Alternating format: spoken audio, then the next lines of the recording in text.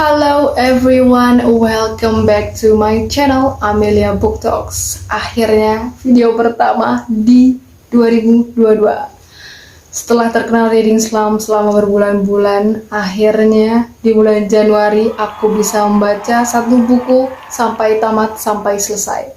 Buku apa itu yang pertama kali aku selesaikan di bulan Januari kemarin? Simak terus video ini sampai habis.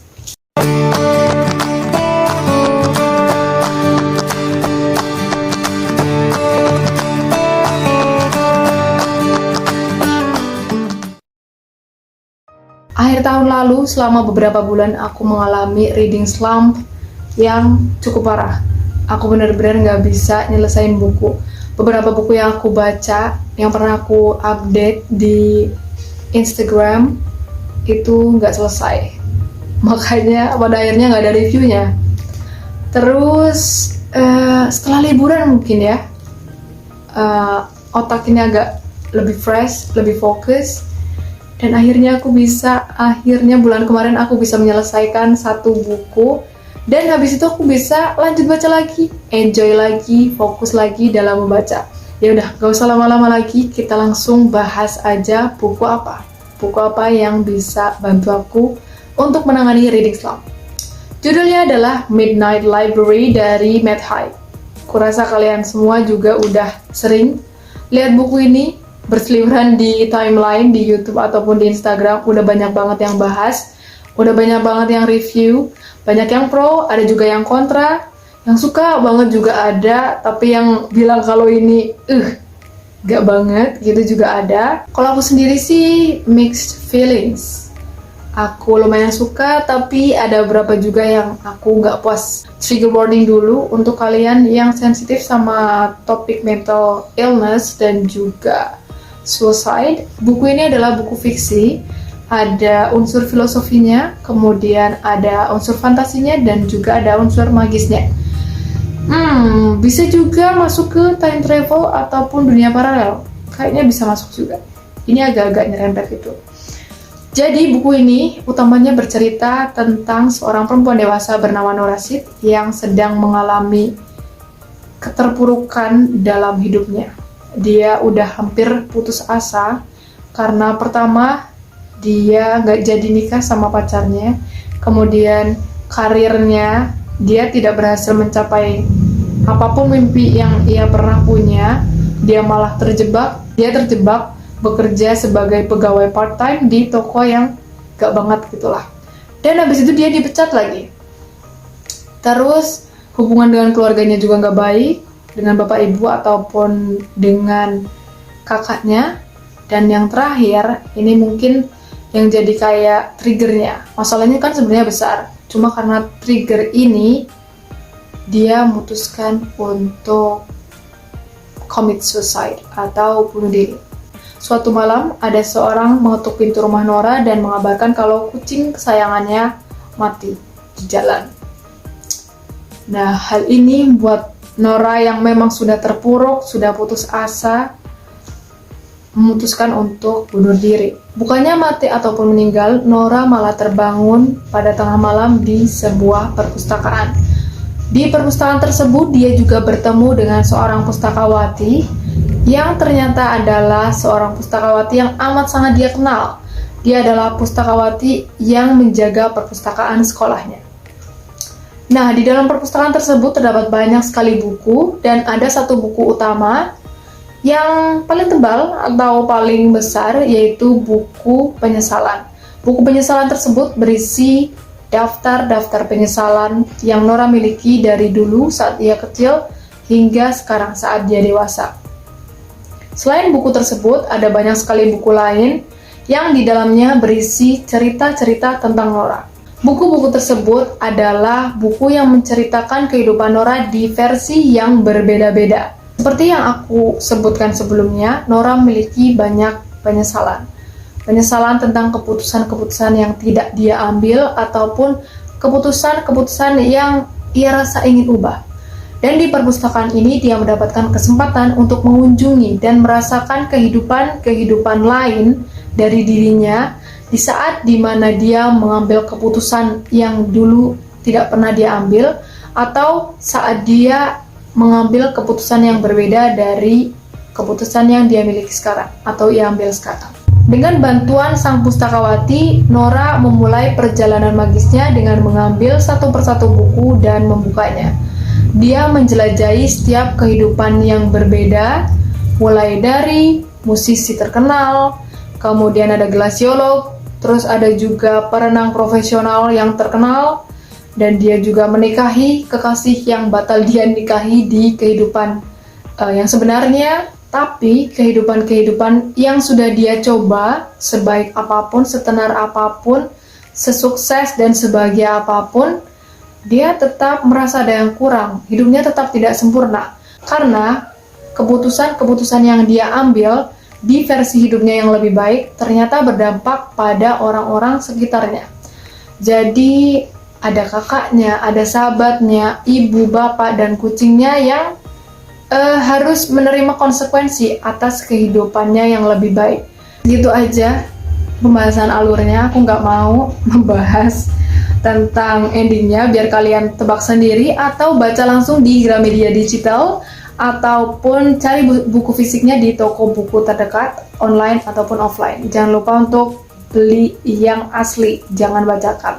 Selanjutnya aku akan bahas hal-hal yang aku suka dan nggak suka dari buku ini. Yang pertama yang aku suka adalah topiknya. Topik dari buku ini kan sebenarnya tentang penyesalan, kemudian krisis kehidupan, dan juga mental illness. Akhir-akhir ini, beberapa tahun terakhir, buku bacaanku memang seputar hal-hal itu. Hal-hal terkait dengan quarter life crisis. Karena mungkin aku lagi menghadapi hal tersebut, aku pengen cari referensi cerita fiksi ataupun non-fiksi yang relatable, yang dekat dengan kehidupanku saat ini. Jadi membaca buku ini menarik dan menyenangkan karena nggak susah untuk mengaitkannya dengan kehidupanku sehari-hari. Yang kedua adalah ide ceritanya. Jadi sebenarnya kan ini membahas tentang topik yang berat, tapi dikemas dengan unsur fantasi, magical, dan itu membuat aku yang udah jarang banget baca buku fiksi dan nggak terlalu tertarik buat baca buku fiksi, langsung pengen baca buku ini. Terus emang bagus sih, aku suka banget Matt Haig menjelaskan problemnya si Nora ini dengan cara seperti ini, dengan cara mengunjungi kehidupan masa lalu, mengaitkan dengan dunia paralel ataupun time travel. Buku ini benar-benar ngingetin aku sama buku-bukunya Mitch Albom. Aku nggak tahu cara bacanya, maaf kalau salah. Ini kalau kalian pernah baca buku ini, nanti aku taruh covernya di sini. Ini benar-benar mengingatkan aku sama buku-buku ini.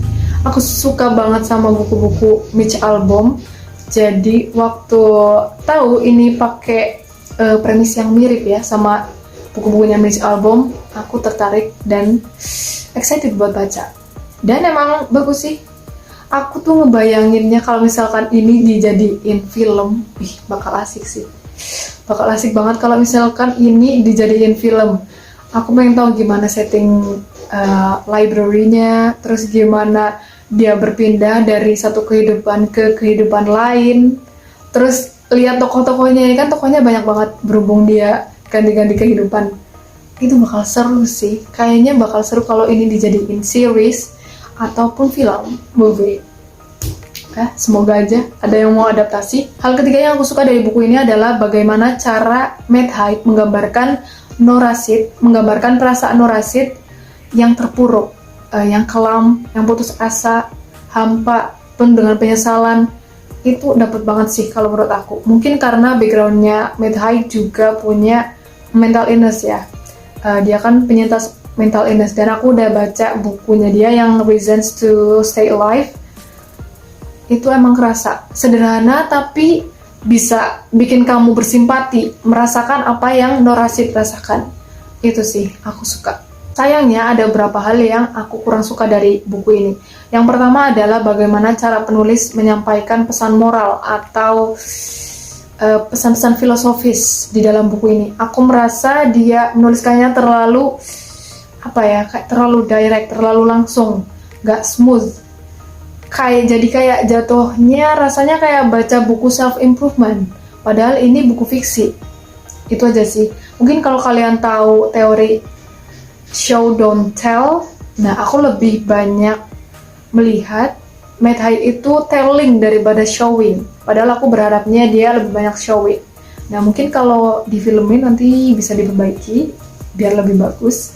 Untuk yang kedua, mungkin yang aku gak suka adalah Nora kan mencoba berbagai macam kehidupan tuh. Mungkin bisa difokusin aja ke beberapa kehidupan yang penting dan diceritain lebih detail. Karena ini mungkin terlalu banyak kehidupan yang dia coba, jadi itu tuh terlalu singkat, agak kurang mendalam.